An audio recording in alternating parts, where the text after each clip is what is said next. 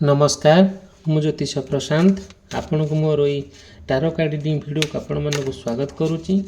चलतु देखा ये टारो कार्ड रीडिंग वीडियो रे आपण पार्टनर आपण प्रति कौन लव करेंट फीलिंग्स अच्छी कौन लव इमोशन अच्छी मु पूरा डिटेल और विस्तीर्ण भाव में कहबी। जदि मो वीडियो को आपण आरंभ शेष पर्यंत देखुंत अवश्य आप जानीपारे मुझे वीडियो रे कौन कहूँ आउ स्पेशली मु आज ये वीडियो रे जहाँ भी आपको कहबी हुए तो आपण सहित से कनेक्ट हो पारे कि न हो पारे। जदि भी सेमती किसी प्रोब्लेम से रिलेटेड प्रोब्लेम होची आपण चाहिए भी मोठो पर्सनल रीडिंग रे सब बुझीपारे। आपण पार्टनर मनर कथा तांग मनरे आपण प्रति कौन चली सी कहीं केमती डिस्टर्बांस करूचंती किंबा आपण कैरियर को लेकिन भी आपण चाहिए भी आपण मोठो पर्सनल रीडिंग नहीं पारे किंबा आपण चाहिए भी आपण कहीं केमती आपण स्वास्थ्यगत समस्या को लेकिन भी आपण सब जानीपारे। जहाँ भी आपणकर प्रोब्लेम होची आपण मते कांटेक्ट कले मोर कांटेक्ट नंबर देइछि मु कंप्लीट भाव में मोर पर्सनल रीडिंग माध्यम रे आपण हेल्प करिवि।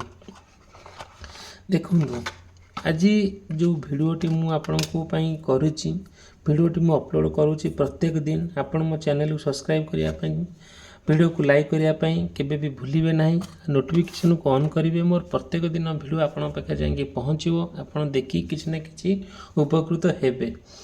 ठीक अच्छे देखो मु आपण को जहाँ भी कहबी किसी मन माने कौन किसी मनरू नुह यही टारो कार्ड रे जहाँ आसूची जहाँ बाहर ही कहबी किसी मन गड़ा कहानी नुहे। जदि भी आप चाहूँगी सेमती समस्या होची से समस्यार समाधान कौन मु आपन को कहीदे मोर पर्सनल रीडिंग माध्यम जदि भी आप मत कांटेक्ट करनी मोर कांटेक्ट नंबर देइछि डिस्क्रिप्शन बॉक्स रे अच्छी स्क्रीन रे चली। ठीक अच्छे जहाँ भी कार्ड रे बाहर ही कहबी जहाँ भगवान निर्देश अच्छी कार्ड रे जहाँ बाहर से आप पार्टनर मनर कथा को लेकिन आज कहबी। देखो मु कार्ड बाहर करुच्ची आपड़ देखु जे फर्स्ट कार्ड सेकेंड कार्ड जहाँ भी कार्ड आसूची मुझे किसी भी ये नुहे कि देखु आपण जेकोसी कार्ड आपणकर नहीं पारे ना।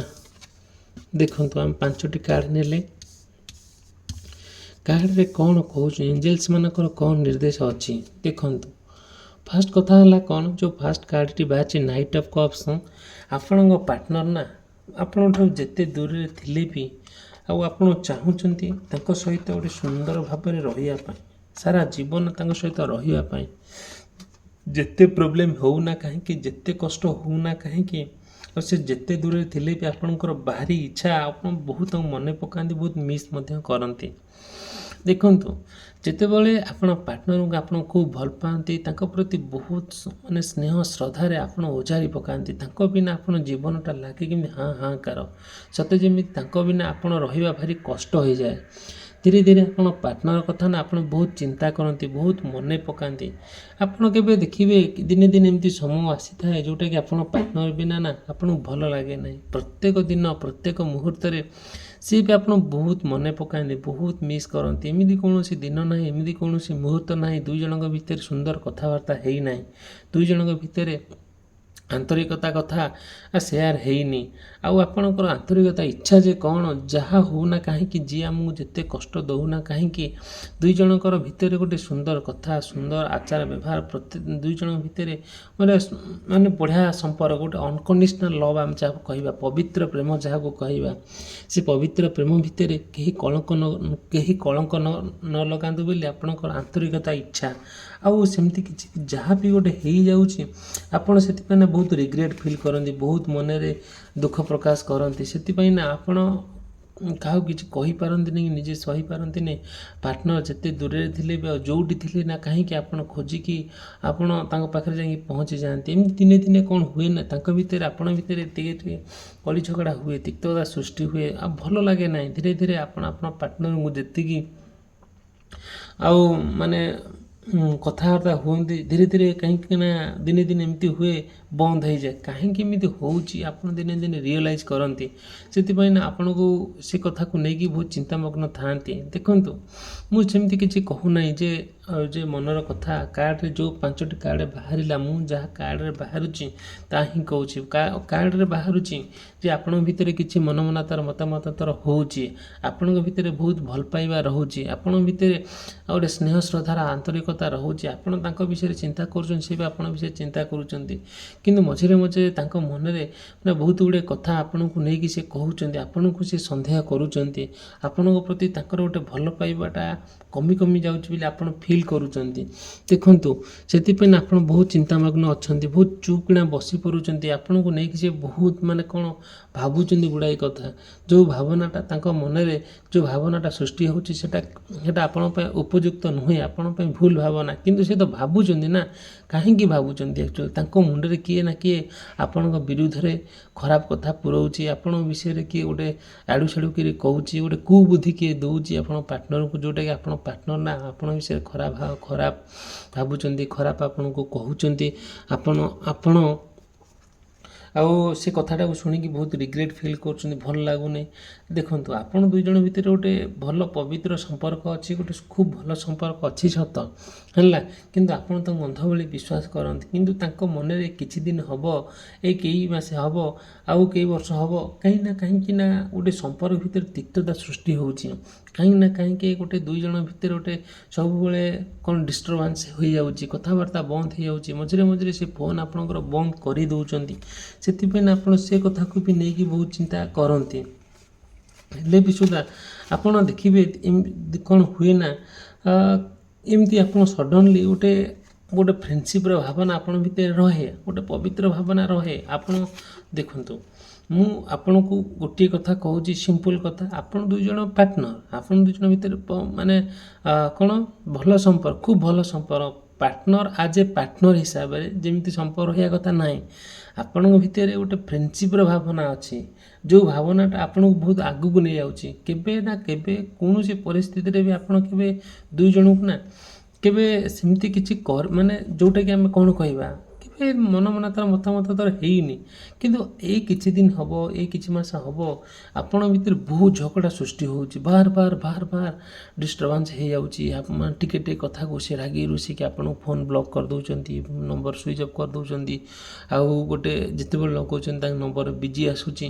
ସେଥିପାଇଁ ଆପଣ ବହୁତ ସେ କଥାକୁ ବି ନେଇ ଚିନ୍ତାମଗ୍ନ ଅଛନ୍ତି, ତଥାପି ବି ଚାହୁଁଛନ୍ତି ଏଇସବୁ କାହିଁକି ଏମିତି ହେଉଛି ବୋଲି ଆପଣ ଯଦି ଜାଣିବାକୁ ଚାହୁଁଛନ୍ତି, ତାଙ୍କ ମନରେ ଆପଣଙ୍କ ପ୍ରତି କ'ଣ ଚାଲିଛି, ସିଏ କ'ଣ ଚାହୁଁଛନ୍ତି, କାହିଁକି ଏମିତି ଡିଷ୍ଟର୍ବାନ୍ସ କ୍ରିଏଟ୍ ହେଉଛି, ଆଉ ଆପଣ ଚାହିଁଲେ ମୋଠୁ ପର୍ସନାଲ୍ ରିଡ଼ିଂରେ ବୁଝିପାରିବେ, କିଛି ପ୍ରୋବ୍ଲେମ୍ ନାହିଁ। ଆଉ ଯେଉଁ ପ୍ରୋବ୍ଲେମ୍ଟି ହେଉଛି ତାର ସମାଧାନ ବାଟ ମୁଁ ଆପଣଙ୍କୁ କହିଦେବି। ଆଉ ଯୋଗୁଁ ଆପଣ ଓରିଡ଼ି ହୁଅନ୍ତୁ ନାହିଁ କି ମନରେ କେହି ପ୍ରଶ୍ନ ରଖନ୍ତୁ ନାହିଁ। ଠିକ୍ ଅଛି, ଦେଖନ୍ତୁ, ଆପଣଙ୍କର ଯେଉଁ ଆଶା ଆକାଂକ୍ଷା ଅଛି ଆପଣଙ୍କ ପାର୍ଟନରକୁ ନେଇକି, ଆଉ ସେଇ ଆଶା ଆକାଂକ୍ଷା ଭିତରେ ଆପଣ ସବୁବେଳେ ଚିନ୍ତା କରୁଛନ୍ତି ଯେ କ'ଣ ପାଇଁ ଗୋଟେ ମଣିଷ, ଯେଉଁ ମଣିଷ ମୋ ପାଇଁ ଦିନ ନାହିଁ ରାତି ନାହିଁ ମୋ କଥା ଚିନ୍ତା କରୁଥିଲା, ମୋ ସହିତ କଥା ହେଉଥିଲା, ଆଉ ତା'ର ଭାବନା ଭିତରେ ମୁଁ ଥିଲି, ତା'ର ସବୁ କ୍ଷେତ୍ରରେ ଆପଣ ଥିଲେ, ଏଇସବୁ କଥାଟାକୁ ନା ଆପଣ ବହୁତ ଚିନ୍ତା କରୁଛନ୍ତି। ଆଜିକାଲି ସେ ସମୟ ସମ୍ପୂର୍ଣ୍ଣ ଭାବରେ ବଦଳି ଯାଇଛି, ସେ ପବିତ୍ର ସମ୍ପର୍କ ଲିଭି ଯାଇଛି, ସେ ଆଉ ଆଶା ଆକାଂକ୍ଷା କୁଆଡ଼େ ଦୂରେଇ ଯାଇଛି। ସେ ତ ଯେମିତି ଆପଣଙ୍କ ଜୀବନରେ ଖାଲି ହାହାକାର ଆଉ ନୈରାଶ୍ୟବାଦ ଆଉ ଖାଲି ଲୋନ୍ଲି ଫିଲ୍ ହେଉଛି, ନୈରାଶ୍ୟବାଦ ଫିଲ୍ ହେଉଛି, ଯେଉଁଟାକି ଆପଣ ସେ କଥାକୁ ଚିନ୍ତା କଲା ବେଳକୁ ଆପଣଙ୍କୁ ବହୁତ କଷ୍ଟ ଲାଗୁଛି, ବହୁତ କଷ୍ଟ ଲାଗୁଛି। ସେ କଷ୍ଟ ନା ନିଜେ ସହିପାରୁଛନ୍ତି ନା କାହାକୁ କହିପାରୁଛନ୍ତି, ମନ ଆପଣଙ୍କର ଭାଙ୍ଗି ଯାଉଛି। ଦେଖନ୍ତୁ, ଯେତେବେଳେ ଗୋଟେ ମଣିଷର ମନ ଭାଙ୍ଗିଯାଏ ନା, ଆଉ ଇଚ୍ଛା ଶକ୍ତି କମିଯାଏ ନା, ସେ କିଛି ବି କରିପାରେ ନାହିଁ, ଆଉ କିଛି ବି ସେ ଆଗକୁ ଯାଇପାରେ ନାହିଁ। କଥାରେ ଅଛି ପରା, ବନ ପଡ଼ିଗଲେ ସଭିଏଁ ଜାଣନ୍ତି, ମନ ପଡ଼ିଗଲେ କିଏ ବା ଜାଣେ।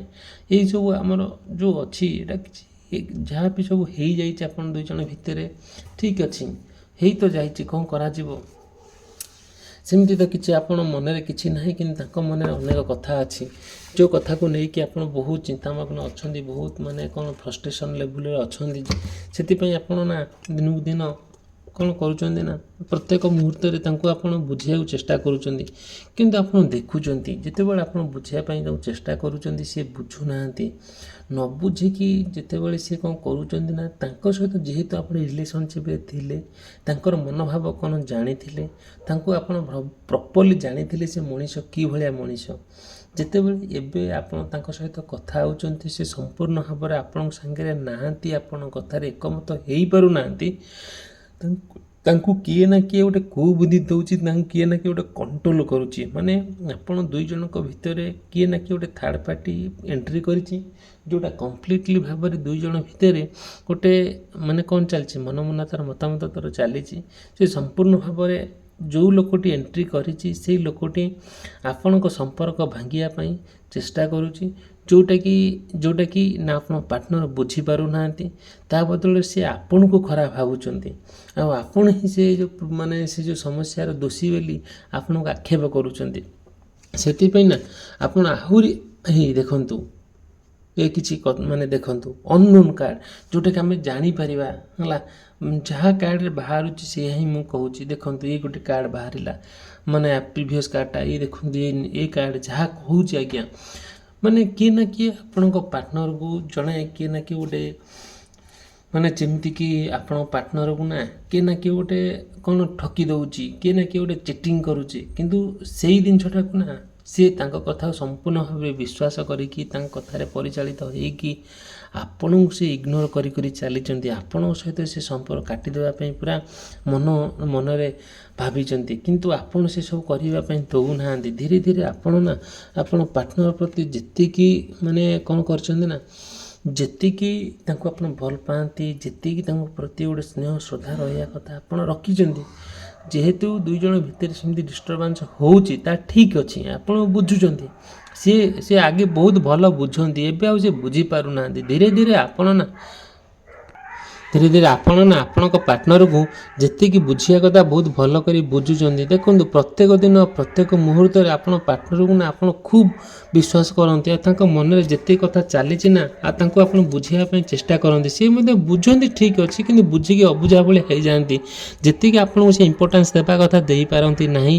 ଆଉ କାହିଁକି ସବୁବେଳେ ସେ ଚେଷ୍ଟା କରନ୍ତି, କିଛି ପ୍ରୋବ୍ଲେମ୍ ହେଇଯାଏ, ଆଉ ଯେଉଁଟାକି ଦେଖିବେ ଏମିତି କିଛି ସମସ୍ୟା ଅଛି ଯେଉଁଟାକି ଆପଣ ତାଙ୍କ ପାଖରେ ସେୟାର କରିବାକୁ ଚାହୁଁଛନ୍ତି, କିନ୍ତୁ ସେ କଥା ସେ ଶୁଣିବାକୁ ପ୍ରସ୍ତୁତ ନୁହନ୍ତି। ତାଙ୍କ ମନରେ ନା ଏତେ ବିଚିତ୍ର କଥା ସୃଷ୍ଟି ହେଉଛି, ଯେଉଁଟାକି ଆପଣଙ୍କୁ ସେଇଟା ଭାରି ଖରାପ ଲାଗୁଛି, ଭାରି କ'ଣ ଯେଉଁଟାକି ସେଇ ଜିନିଷଟାକୁ ଆପଣ ତାଙ୍କ ପାଖରେ କହିଲେ ବି ଆଉ କିଛି ଲାଭଦାୟକ ହେଉନି। ସବୁବେଳେ ସେଇ କଥାକୁ ନେଇକି ଆପଣ ଗୋଟେ କ'ଣ ଯେଉଁ ନୈରାଶ୍ୟବାଦ ଆପଣଙ୍କ ମନରେ ଦେଖା ଦେଉଛି, ଗୋଟେ ଲୋନଲିନେସ୍ ଆଉ ଆଇସୋଲେସନ୍ ଫିଲ୍ ହେଉଛି, ଯେଉଁଟା ଏକୁଟିଆ ଆପଣଙ୍କୁ ଲାଗୁଛି। ସେଥିପାଇଁ ନା ଆପଣଙ୍କୁ କିଛି କ'ଣ ଆପଣଙ୍କୁ କିଛି ଭଲ ଲାଗୁନି, ଦିନ ଆପଣଙ୍କୁ ଭାରି କ'ଣ ବୋରିଂ ଲାଗୁଛି, ଇରିଟେଟ୍ ଲାଗୁଛି। ସେଥିପାଇଁ ନା ଏ କଥାକୁ ନେଇକି ଆପଣ ବହୁତ ଚିନ୍ତାମଗ୍ନ ଅଛନ୍ତି।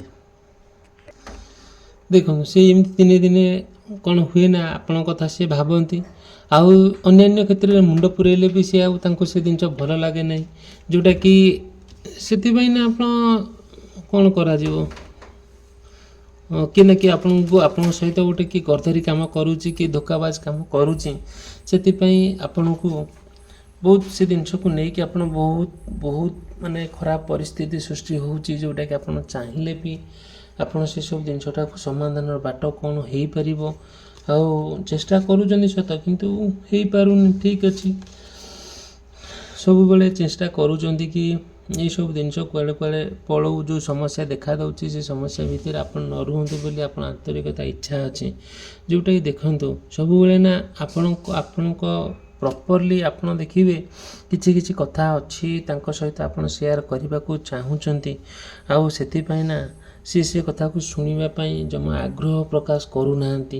ସେଥିପାଇଁ ଆପଣ ସବୁବେଳେ ନା ଚିନ୍ତିତରେ ଅଛନ୍ତି। ଠିକ୍ ଅଛି, ଯଦି ମୋ ଭିଡ଼ିଓଟି ଭଲ ଲାଗୁଛି ମୋ ଭିଡ଼ିଓକୁ ଲାଇକ୍ କରିବା ପାଇଁ, ଚ୍ୟାନେଲକୁ ସବସ୍କ୍ରାଇବ୍ କରିବା ପାଇଁ କେବେ ଭୁଲିବେ ନାହିଁ।